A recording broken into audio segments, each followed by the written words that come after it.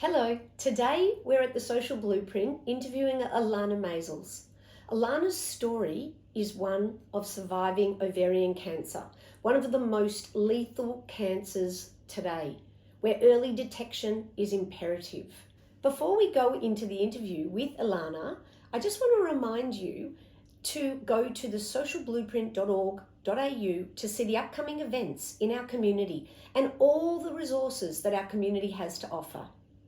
So welcome, Ilana. Welcome to the Social Blueprint. Thank you for having me. Such a pleasure. When did you come to Australia and why? 2014. My husband was born here, his family here. At that time, he struggled because his mom and I think his parents were not well. So he lived in Israel for many, many years. We met in Israel. We lived in Israel. Our daughters were born there, and at that stage he wanted to come back home because it was a long time. He wanted to be close to his mom when she wasn't well and to look after them closely when he's here. So I think it was a family issue with him. Like, also our daughters literally knew my side of my family, and almost did not know the family here. So that was also, he wanted some balance in knowing where he came from as much as they know about my family. He wanted to have some balance, family history or culture. He wanted to test both worlds. Yes. So when you arrived here, was it a difficult transition? I have to say no, because Steve prepared me so well, because living with him was I kind of knew what to expect, because there's a lot of other Steves here, because he brought his uniqueness as Aussie, yes, and his culture, which I think in any relationship, it's the cultural differences between families, or your family, other families. So I guess he taught me how to be Australian before I came here. Wonderful. And I taught him how to be Israeli when he was in Israel, because he also had to, it's a lot of cultural differences, but I think we have managed pretty well, to overcome it. And we kind of have place for both, and each of us are respecting. Well, Melbourne is a great place for you to have come to, based on your religion. Yeah. I think also my job before that, I was working with Americans in North American communities. I worked for the Jewish Agency, and at that time I traveled a lot to America, so I kind of knew Jewish community who are not really in Israel, but I knew that there is different culture, which is very different from the Sabra Israeli, culture, which is all. I respect everyone. It's just you learn how to really give a place and respect. So I think I came with an open mind, not to judge anyone. Yes, there was a lot of things that was different, but I've learned to cope with them in time. And currently you're working with JNF? Yes, it's been this year it's going to be 10 years. I can't believe it. It's 10 years. Previously I worked for the UIA, the United Israel Appeal, as well, 5 years. But before coming to Australia with the Jewish Agency, so I worked with 3 or 4 communities in America. So I had some idea how, when Jewish people who live outside of Israel. Yes, the diaspora, yes. Yeah, the diaspora. So we're very fortunate to have you here today, as is everyone who knows you. Thank you. Because you have survived ovarian cancer, which is a very lethal cancer for those of you who don't know, and early detection is vital. Yet, how did you discover you had ovarian cancer? First of all, I want to say that you're right, it's the most lethal one, and it's the most horrendous one, and unfortunately there is no test for it. And the reason why I'm doing it right now is that we'll get more funding to keep developing the test that eventually will will keep other women from going through my experience, which is not great. You don't want anyone to go through it. If there is a test, Yes. it will prevent all these, So how did you agony. first discover? What were your first symptoms that made you go to a doctor? So first of all, I'm not a person who get really stressed from being sick, or I'm not like, every symptoms I go and check. That's not who I am. Yes. It was the reason I did it. I had like some unusual bleeding, Yes. which I wasn't supposed to have it at the time. Yes. Because I wasn't supposed to have it, and it was really weird. Like, why do I have these? And I normally would not go check it. I thought, oh, maybe it's part of the Cycle the is cycle, changing. Yes. changing cycle, whatever it is. And but I was not happy about it, because it lasted too much, and it was not as what I used to have, and suddenly it's different. And what I did, I was actually at my office, like today, go to the office, and I call my gynecologist at the time, and I just said, oh, look, I'm not sure what it is, why. And he said, so he actually called me back, and he said, that I can't just diagnose, over the phone. You have to come here. And I said, but he said, no, but you have to come here. Yeah, I'm busy. I haven't got time. Like, said, everyone uses that excuse. So I'm glad you went. So I had a very. So he said, actually, someone canceled at 2:00, and if just canceled, and normally it takes like weeks to get him any appointment. Yes. And I don't know why I said yes. Sometimes you don't know why you do things in life, and this is that was this moment. And I did go, and I said, oh, it's going to be a little bit after, part of my lunchtime, so I won't have lunch. I just go there and do it and come back to the office. That was my plan. Yes. Which I did, and then from then it was very, unfortunately, he saw something unusual. He sent me straight away to go and do was an ultrasound, and he said, you can't go back to your office today. Just call and say that you're not coming back. That was the end of it, and I had to go, and from 2:00 to maybe 5:00, which I saw the surgeon. It was literally going from the screening. I met this woman. She's a doctor who did the procedure. Not procedure. She did the ultrasound, and then literally I didn't finish and I saw her eyes. I saw something is going on, and I said, look, I'm a big girl, I can take it. What is it? She said, oh no, I'll speak to your doctor. He should have the discussion with you. I think there is something there. We should keep looking. Which and then really I didn't even go to my parking to my car. He brings me back. He said, you're going from here to this specialist is here. It's not far from this. You go to him. I already called him. He's going to see you like now. And I said, now? He said, yeah, he's going to see you now.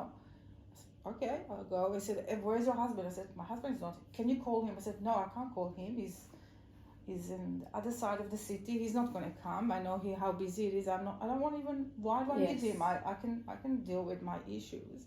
I didn't even think about anything. It was really weird. Like, and maybe I was in denial. Yes, probably. So I went there, and then they just tell you, I don't know yet. It can be nothing. It can be, but we have to go and open and do whatever we have to do. And I said, when? He said, tomorrow. I said, really? Like, really? That was like a shock to me. He said, yeah, we better look now, because and it was, at that time I realized, because it was December, and it was like, it was like, my surgery was on the 18th of December. So he was on the week that I was diagnosed. He said, we can't let you go to, the summer break. We're not here. There's no one to look after you. We want to make sure that what is it? We have to send it to the lab to find out what it is. So I just did what I was told. Yes. I did ask other opinion of other doctors as well, and they all said, you have to do it. Just do it, and yeah. And the result came on Christmas Day. So my doctor calls. He said, "I'm sorry to call you on Christmas Day because he saw, didn't actually was my main." He said, "I can't, he brings the bad news to someone on Christmas Day." Yeah. Horrendous. This is after the lab, results came on. So I had to wait and. Were you with your family when you received the results? It was also Hanukkah, I think. I was after the operation, and I think I was in recovery, and I thought, okay. So I have a good news and I have a bad news, you know how it goes. And so, and then they tell you, and they said, I was very lucky because I had a big cyst on my right ovary, and they were worried about that. Yes. The cyst had a blood flow in it, and they said it's a bad sign, and might be cancerous or anyway. Results came back. He said to me, "Oh, have you done any betting in your life ever?" And I said, "What do you mean?" He said, "That wasn't actually the ovary was sick, that they find the cancerous was the left side." And in the consultation which we had before the procedure, he asked me, "Would you like to take just one ovary that we have the cyst, or you would like to take both of them?" So he gave me 24 hours to think about it, because we still need the ovaries because they release women hormones, and it keeps us healthy for later on when we tackle the menopause. So I said, "No, just take both of them." I did not realize this is actually what saved me, because it was just a symptom. It was benign, the right one, and the left one was actually where the cancer were. So you're saying the right one, where the big cyst was, that was a benign cyst, and the other side was the cancer? So since then, he told me any women who come and they have this discussion or they find a cyst, and he said, "You don't have to take it. It's up to you. It's your decision." But I think in the back of my mind, I had, and I didn't realize it years later, because my sister had one at the time. She had one breast. She had cancer, and she insisted not to take the two. And it came back to the other one. And I think I didn't realize that I'm thinking about my sister. It's like, I think something subconscious. I think this is I know, maybe now this is how I see it. I just said, "Yeah, take it all." This is what I said. And he said to me, we could not believe, all of us here, because we saw the result, and we said, "Wow, this was like a big deal for him," because he's also advising other women what to do, and they don't tell you what you would recommend your daughter if it was your daughter. Yes, good question. And then that's what I asked him. He said, "Look, I like to take this, be cautious and just do whatever needs to be done." And I get it. And I said, same thing. Why would I take? And if something will go wrong, in a few years' time, and then I have to go on another operation, another surgery. And the stress of thinking, will it come back now in the other one? So I did everything out. Everything was out. So I said, "So that's great. So I'm good now. You took everything out." He said, No, that's not how it goes. You still have to go through, all the, because they didn't know if it's the issue with I urge any women to look at how their anatomic way, how they hanging there actually, and you need to know that you're not out of danger unless they tell you that's going to take a while. They don't know at the time, because can be residue or something that can stay there and develop later. So they don't tell you immediately you are clear. Then they still have to treat you with chemo, because they want to make sure there was nothing left there that will cells get out, develop tomorrow. Yes. So that was the story. So so did I knew any of that when nothing. So you went through, did you go through chemo and radio therapy? Just chemo. And then you had a BRCA test? The BRCA test was while I was having my chemo sessions. Okay. In between, suddenly there was they come and they say, oh, now you have to go. And I said, yeah, but I don't think it's for me, because we are Sephardic, and it's like a fact that everyone know, that it's actually known to everyone that more likely they won't find it with me, and because you're Ashkenazi, whereas because you're Sephardi, yeah, whereas we all know there's a higher incidence with Ashkenazi. Yeah, so very bright geneticist at that time said to me, well, how do you know how back you go, and you don't know that. Oh, that's interesting. And I thought, yeah, you're right, but I wasn't offered to do it before, even though we were a high-risk family with breast cancer and mortality. And that's because your sister Yeah. had previously passed away from breast cancer. Yeah, 20 years ago. And the grandmother. My grandmother as well. Apparently, the one thing that saved my mother, because in the last pregnancy she had, when she had the baby, they had to take her ovaries because she had some complication, and that's what saved her from not being sick. This is how my mother wasn't sick, but she still passed it on, Yes. to two daughters. Her love, the one she loved the most. I'm just saying that. You have to, but yeah, that's the story basically. So you did, when you did the BRCA test? Yeah, it came as a shock, almost a shock. I did not believe, like. So you were positive? Yeah, and they said, "Oh, do you have siblings?" I said, "Of course we have siblings." Oh, so I gave access to my family in Israel to the special mutation they found, which is a BRCA, and it's not just BRCA1. It's always, everyone has their own signature apparently. So I've got my own signature on my mutation, and it's now I gave access to anyone from my family and wished to be tested, and everyone took it very seriously and went check, because if I've got it, more likely there is other in my family, my extended family, and some, while I was having my chemo, some were diagnosed with breast cancer, believe it or not. Some of your family were diagnosed? One in my uncle daughter was diagnosed while she was testing herself, because she freaked Shocked. out, yeah, and everyone kind of started, it's like a Pandora box. Everyone just felt, oh, we have to go and test now. This is not just high risk. This is more solid evidence that our family probably genetics, carrying this story for a long time. And I think that's the thing that I feel like very that I could help others, Yes. that they can. And because Israel at that time didn't have, and I think they're working on it too.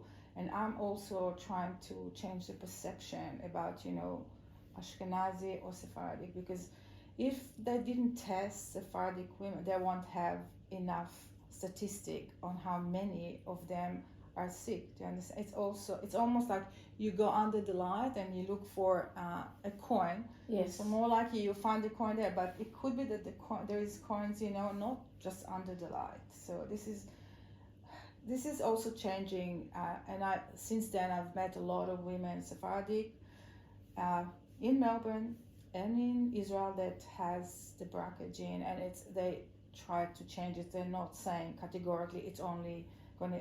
Yes, the high rates they found 20 years ago was more Ashkenazi, but as the geneticist here in Melbourne, when we talked about the results, he said to me, you have no idea where your ancestor came to, let's say, where your parents ended up, my parents from Casablanca, from Morocco, but it might, along the way, how we, as Jewish people, we've been wandering from after any pogrom, any problems in Spain. So originally my ancestor from Spain, I've got this, actually on my parents' ketubah, it says that related to deportees from Spain. So they end up in Morocco because they're being, in the persecuted, with the Spanish deportation. They ended up in Morocco. I mean, I'm talking 500 years ago.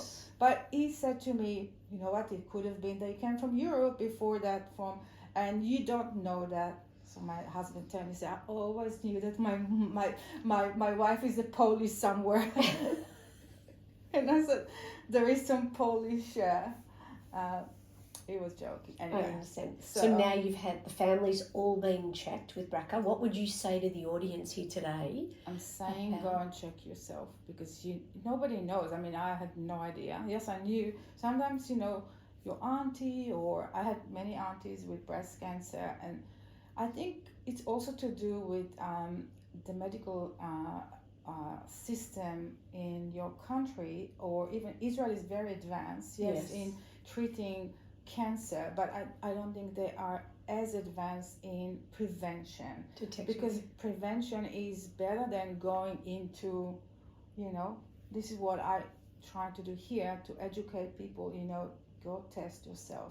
So don't get to the point when you need the medical system, or go and I'm just saying it's I think it should reverse. They spend a lot of funds and budgets, on and not on prevention. Prevention won't get you there. So maybe channel some of the funds. Yes. To prevention. I think Ilana is a great example of somebody who listened to the symptoms of her body and acted upon it, and we're very grateful that you can be here today to share this story. Thank you. And how did your family cope whilst this was all going on for you? It's a very good question. You see, while you are combating yourself, your mortality, at the time when you don't know anything about, am I going to survive it? I didn't know at the time that, there is some cells that are going to develop to be, nobody knows. And really the expert or the people who treat you, they're all fantastic. I have to say, Australia has the most advanced and amazing, very skilled and professional, and anyone I knew through my journey was incredibly caring and supportive, and they were amazing, really. I think they are doing an amazing job, and but I think they were reluctant to be too honest with me where it's going, because I think first, not always they know.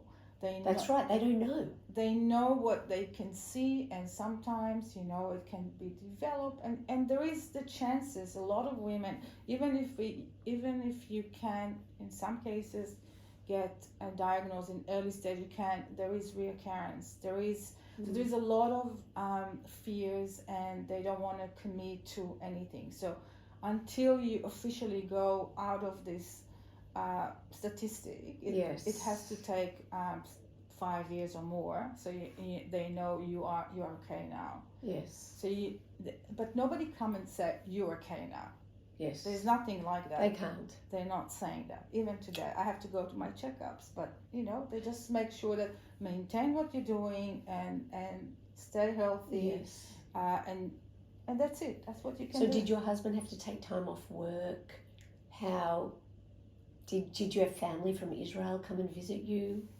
So my husband is, I can tell you, I was blessed that I married him, because he knew how to deal with a crisis. The family, I never knew that I was going to give him such a test to our relationship, to what we go through. It was, at that time, I thought that he was able to deal with a lot of things, because he helped me. Because when you go through this, you have so many, like even bureaucracy, because you have to, the amount of forms and just filling up forms and dealing with all the labs and doctors, and just doing all these, you need really to hire someone to do this work for you, because you don't have the mindset or the capacity to do it. And he was willing to do all of that. He was like looking after the house, the household, everything that will, and he was working. I think that was his mechanism to keep working, and I wanted him to have something that keep him grounded and not be consumed all the time. Yes. And you've got 2 grown daughters. Yes. How did they cope? It wasn't easy, obviously, because I used to have this strong mom doing, go, go, go all the time, doing everything for everyone, and it was a phase when, obviously, but I think they learned that we are not giving up, both of us, Steve and myself, Yes. and we did whatever it takes to get healthy again, and that was the. So the you've had message. them tested, Yes, later on. and are they? Yeah, both of them. Both of them are BRCA positive. Yeah. So how does That was that like affect you? while I was recovering from that was something we as a family, we decided we're going to do it. Yes. My daughters said that they want to know. Yes. There's no option not to know, because it was no on the table. They always said, we're gonna know. Yes. And then as you go through, for me it was very, very confronting when we were sitting all together. I think it was more harder than I got my Yes, I can imagine. my result being, and I always said I think that was really like something that really took me back, and I was like not accepting this. But I have to say, my daughter helped me to say, Mom, it's not your fault, you understand Yes. that nobody will, and it's not about that, and they know that. It's just that it is what it is. They joked among them, what will happen if one of us will have it and one not? We had all these, we tossed all these possibilities, Yes. and then they decided it's better that both of us will have it, and then we won't have any problem. You'll be together. And then So guess what? That's what happened. Oh. So may I ask, are they freezing their eggs? My daughter had a baby. Now, what they have to do is actually, there is a program for anyone who been diagnosed with BRCA. So Peter Mac has a program for anyone or families. So they go under the supervision. They ask them to come annually to some tests that they're doing. Yes. And it's really, they keep them under. They're monitoring them. And all the time. There's many possibilities today. Yes. You can freeze your eggs. You can do it. Because there is no one cure. What they're saying, it's advisable to anyone finishing having babies to take out the ovaries. So, but not just. Also, three of us had double mastectomy and mastectomy, yeah. Yes. I did history. Yes. So they both had double mastectomy. Yeah, as well. we all did it as a prevention. At the same time, you all got 3 perky new breasts, 3 sets. It's not like when you have a cosmetic surgery. It's a bit more complicated because they take all the tissues out. It's a bit more complex, but I think it's reduced by almost. I think it's 64% your chance to get breast cancer by doing so.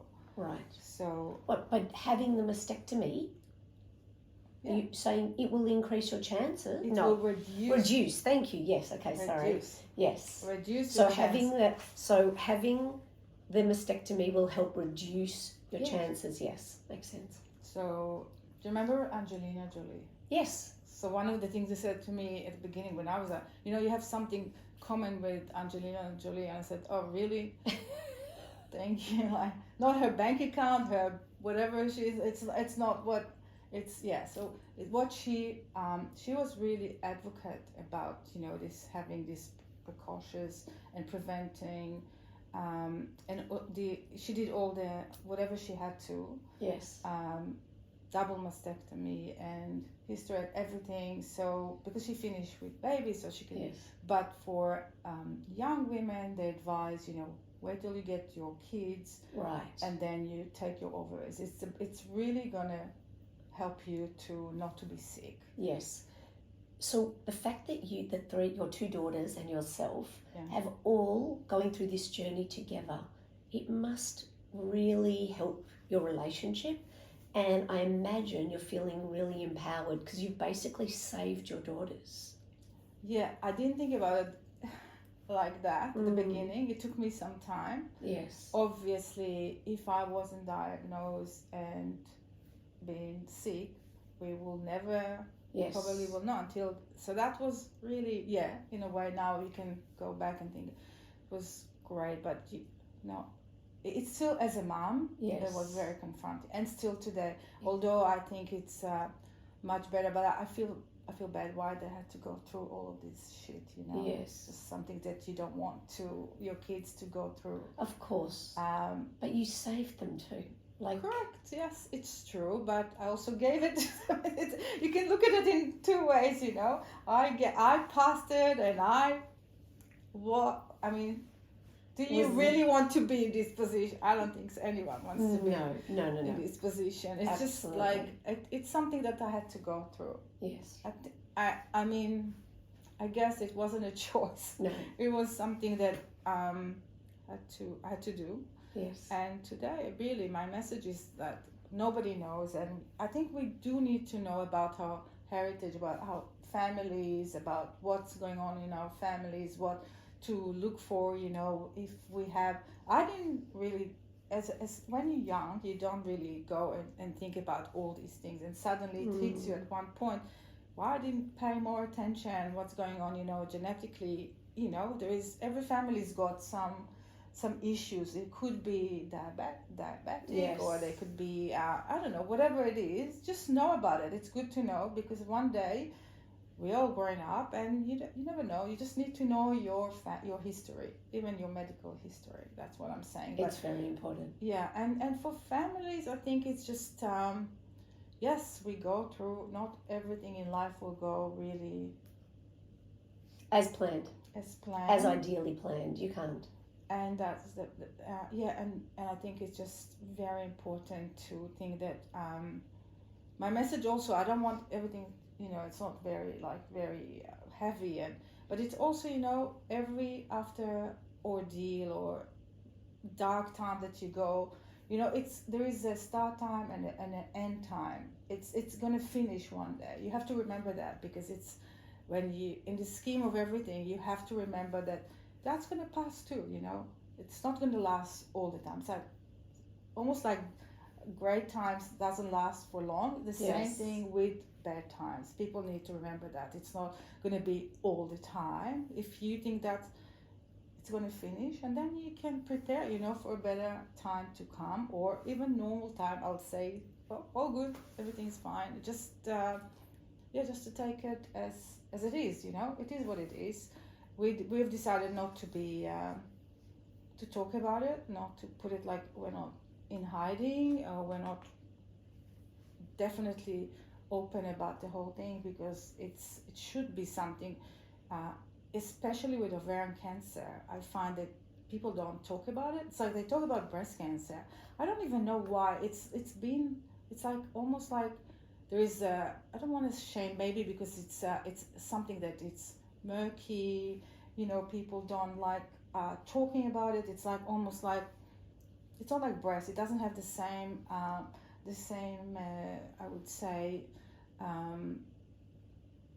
people don't relate to it as much as, it's to do with maybe the marketing or how they promote it. But I think, what about the fact that a lot of people don't survive ovarian cancer, and it's very much fear-based, and I don't blame anyone, whereas survival rates of breast cancer are much better due to research and funding. So that's okay. So that brings us back. We're going to have to wrap it up now, but so really, it sounds like your message is very much, everyone, please be mindful of ovarian cancer. Do not ignore your symptoms. Yeah. And when yes, and it's a very good cause. If there are any women in your life that you care about and love, ovarian cancer can't be ignored. It's very difficult to detect, and research really helps.